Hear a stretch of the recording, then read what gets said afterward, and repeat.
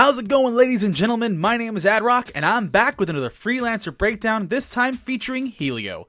Helio is a godsend and a horror, depending on, what side you want to look at him at. And if you want to see what the nanotech genius does to earn his reputation, stay tuned, because we'll go over his abilities and some, thoughts and comments. Helio's first ability is the Echo Hammer. It's a blast phase no cooldown ability that'll strike the first target for direct damage and then chain off to at least 2 additional targets to directly damage them for about half. You gain 6 energy per enemy hit. Modifications include Energy Conduit. Each chain will deal additional damage and gain additional energy. Reverberation, which will increase the distance between chains by 1 and also increases the total targets by 1. And Sledge, which will increase the potency of all 3 hits. Helio's second ability is Blast Shield, a prep phase, free action, 3 cooldown ability, which will target an ally or yourself to gain a shield to absorb damage. It has 2 charges that have a 3-turn cooldown. You gain 8 energy per use. Modifications include Omni Barrier, which no longer requires a line of sight to hit the target. Fortress, which will gain additional shielding but then becomes a full action instead of a free action. Power Share, shielded targets will gain might for that turn. And Nano Rush, shielded targets gain haste until the next turn. Helio's third ability is Black Hole Generator, a prep phase 4-turn cooldown ability that'll fabricate a mini black hole on your ally or yourself that'll detonate the next turn, pulling all enemies over the black hole and deal damage to each of them. It also ignores cover. You gain 8 energy per enemy hit. Modifications include Supermassive. The target will gain unstoppable until the end of the next turn. Galvanic Core, which will gain energy on use. Gravity Warp, which will weaken enemies' hit until the end of the next turn.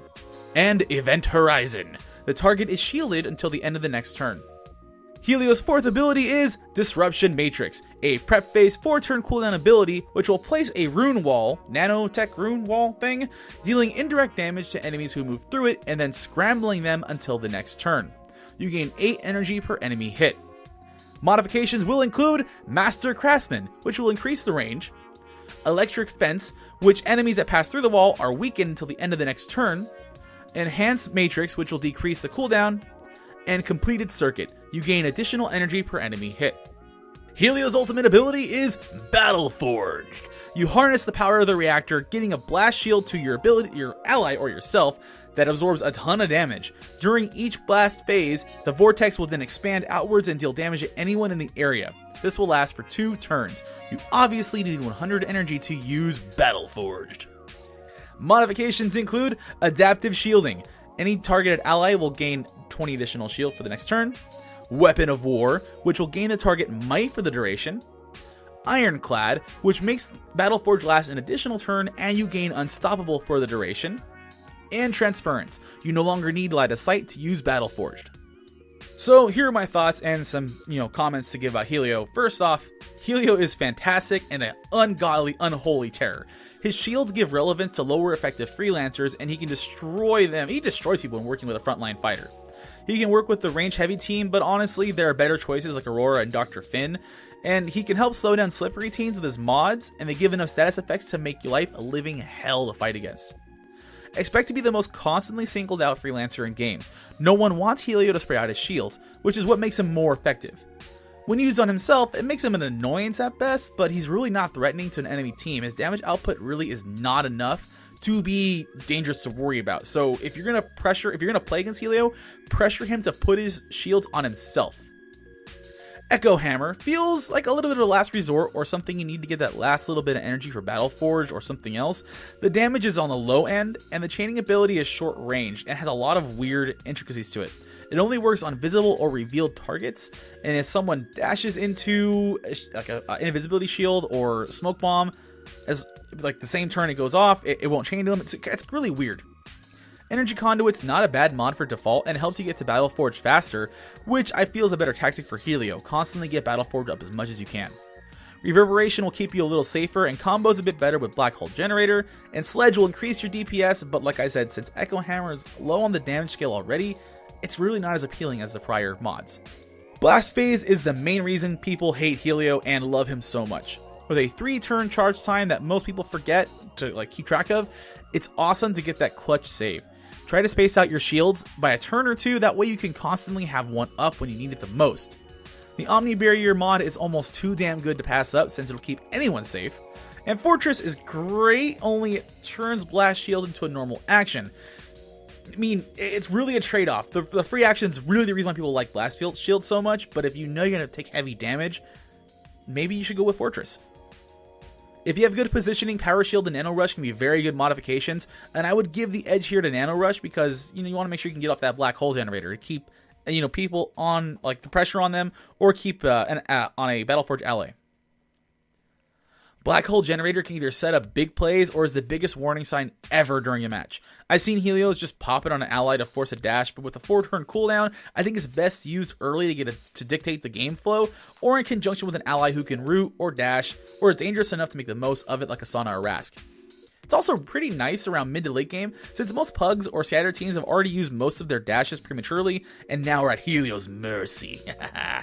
It naturally synergizes with the rest of Helios' kit. With the 1-turn delay, it can't be seen coming from 5 miles away, and if you just slap it on somebody like, here's your black hole, go, go, go, go, everyone's going to run out of it. It's not worth it. Use it, kind of sneaky like, or plan it out ahead. The Supermassive mod isn't bad if you know your target needs to get into position ASAP, but feels like you're correcting a mistake that should have happened beforehand. Galvanic Core will guarantee you energy, but feels just like Supermassive in that sense. And Gravity Warp is my preferred choice, since enemies caught are kind of like cornered animals and will often fight back on your target. And I feel that the weakness is more beneficial to your target's survival than sticking it with Event Horizon, which isn't a bad mod if you stack it with Battleforge or Blast Shield. But the shield from the mod itself is really too minor to use on its own. It kind of feels just irrelevant. Disruption Matrix is another ability that seems to be thrown out there just for the hell of it by most Helios. They think they can abuse that early rush that enemies use for the power pickup. Don't do that. Most of the time, you're just going to be wasting the scramble, which is the biggest point of Disruption Matrix. Like I said, it's the major selling point since your opponent is forced to use a catalyst if they're caught in a bad position next turn, or they can only use their primary when they plan on using their ult.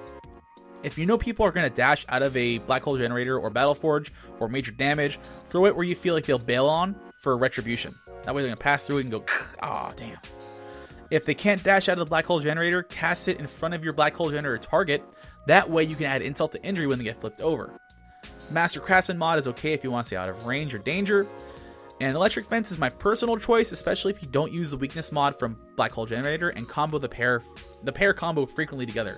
Helio's at his best when he's either constantly ulting or debilitating his enemy team on top of his shields. Enhanced Matrix is nice if you tend to throw out your defense matrix more often, in a more offensive way to get in someone's way, while Completed Circuit combos well to get a faster ult. And at last, we probably say the best and worst part of Helio, depending on what side you're on. Battleforged.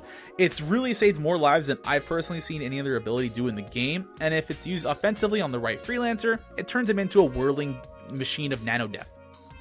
Frontliners and short-range firepower really love the offensive capabilities, while long-range firepower and supports love the extra shield and that little bit of DPS to scare off the enemy chasing them to back off a little bit. Adaptive shielding is great if you want to laugh at that Nyx who's trying to get that last little bit of damage, deny them a kill, or are expecting you or your target to get wailed on.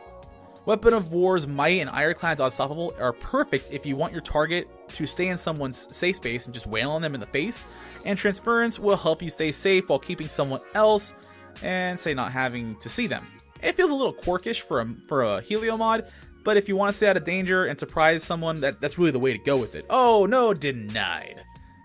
And really, that's it for me this time with Freelancer Breakdown, this time featuring Helio.